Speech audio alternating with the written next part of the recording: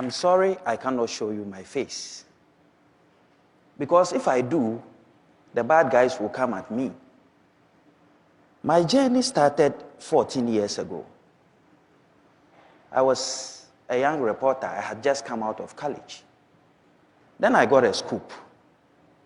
The scoop was quite a very simple story. Police officers were taking bribes from hawkers who were hawking on the streets. As a young reporter, I thought that I should do it in a different way so that it has a maximum impact, since everybody knew that was happening, and yet there was nothing that was keeping it out of the system. So I decided to go there and act as a seller. As part of selling, I was able to document the hardcore evidence. The impact was great. It was fantastic. This is what many call immersion journalism or undercover journalism. I am an undercover journalist. My journalism is hinged on 3 basic principles: naming, shaming, and jailing. Journalism is about results. It's about affecting your community or your society in the most progressive way. I have worked on this for over 14 years, and I can tell you the results are very good. One story that comes to mind in my undercover pieces is Spirit Child. It was about children who were born with deformities, and the parent felt that once they were born with those deformities, they were not good enough to live in the society, so they were given some concoction to take, and as a result, they died. So I built a prosthetic baby, and I went into the village, pretended as though this baby had been born with a deformity, and here was the guys who do the killing. They got themselves ready.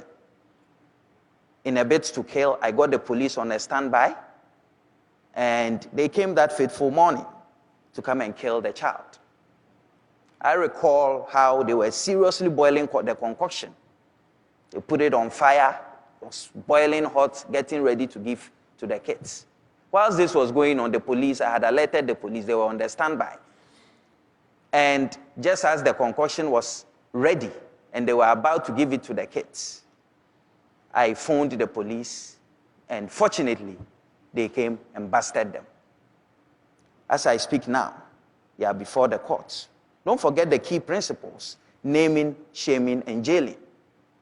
The court process is taking place, and I'm very sure at the end of the day, we'll find them and we'll put them where they belong to. Another key story that comes to mind, which relates to this Spirit Child phenomenon, is the spell of the albino. I'm sure most of you may have heard, in Tanzania, children who are born with albinism are sometimes considered as being unfit to live in the society. Their bodies are chopped off with machetes, and is supposed to be used for some concoctions or some potions for people to get money, or some many stories people say about it. It was time to go undercover again. So I went undercover as a man who was interested in this particular business, of course. Again, a prosthetic arm was built. For the first time, I filmed on hidden camera the guys who do this. And they were ready to buy the arm, and they were ready to use it to prepare those potions for people. I am glad today the Tanzanian government has taken action. But the key issue is that the Tanzanian government could have only taken action because the evidence was available. My journalism is about hardcore evidence. If I say you have stolen, I show you the evidence that you have stolen. I show you how you stole it, and when or what you used what you had stolen to do. What is the essence of journalism if it doesn't benefit society? My kind of journalism is a product of my society. I know that sometimes people have their own criticisms about undercover journalism. He brought out some money from his pocket. and put on the table that we should not be afraid. He wants to bring the cocoa and send it to Cote d'Ivoire. So with my hidden intention, I kept quiet. I didn't utter a word, but my colleagues didn't know. So after collection of the money, when he left, we were waiting for him to bring the goods. We decided, immediately he left, I told my colleagues that, since I was the leader of the group, I told my colleagues that if they come, we'll arrest them. I don't even know the place called Bre. I've never stepped there before, so I'm surprised. You see a hand counting money just in front of me. The next moment, you see the money in my hands counting, whereas I have not come into contact with anybody. I have not done any business with anybody. When Metro News contacted investigative reporter Anas Arimia and asked for his reaction, he just smiled and gave this video extract he did not use in the documentary recently shown on screen. The officer who earlier denied involvement picks a calculator to compute the amount of money they will charge on the cocoa to be smuggled. This was another story on anti-corruption. And here was him denying. But you see, when you have the hardcore evidence, you are able to affect society. Sometimes these are some of the headlines that come.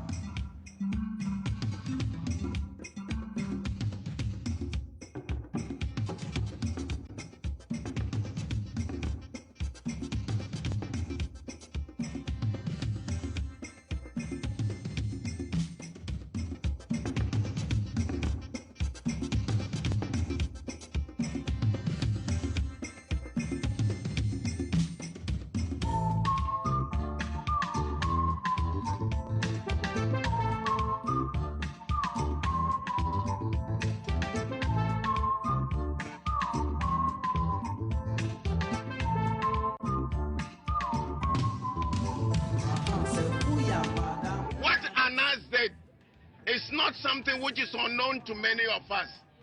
But please, those of you who are agents and who are leading the customs officers into temptation, I'm telling you, Ghana is not going to say any good things to you about this. That was my president. I thought that I couldn't come here without giving you something special. I have a piece, and I'm excited that I'm sharing it for the first time with you here. I have been undercover in the prisons. I have been there for a long time. And I can tell you, what I saw is not nice. But again, I can only affect society and affect government if I bring out the hardcore evidence. Many times, the prison authorities have denied ever having issues of drug abuse, issues of sodomy, issues of so many issues. They would deny that it never happens. How can you obtain the hardcore evidence? So I was in the prison.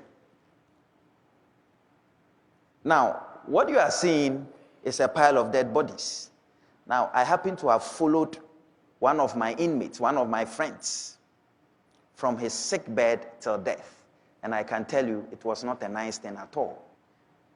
There were issues of bad food being served us. I recall that some of the food I ate is just not good for a human being. Toilet facilities, very bad. I mean, you had to queue to get proper toilets to attend to, and that is what I even call proper when the four of us are on a manhole. It is something that if you narrate it to somebody, the person won't believe. The only way that you can let the person believe is when you show hardcore evidence. Of course, drugs was abundant. It was easier to get cannabis, heroin, and cocaine faster, even in the prison, than outside the prison. Evil in the society is an extreme disease. If you have extreme diseases, you need to get extreme remedies. My kind of journalism might not fit in other continents or other countries, but I can tell you it works in my part of the continent, Africa. Because usually when people talk about corruption, they ask, where is the evidence? Show me the evidence. I say, this is the evidence. And that has aided in me putting a lot of people behind bars. You see, we on the continent are able to tell the story better because we face the conditions and we see the conditions. That is why I was particularly excited when we launched our Africa Investigate series, where we investigated a lot of African countries. As a result of the success of Africa Investigate series, we are moving on to World Investigate. By the end of it, a lot more bad guys on our continent will be put behind bars. This will not stop. I'm going to carry on with this kind of journalism because I know that when evil men destroy, good men must build and bind. Thank you very much.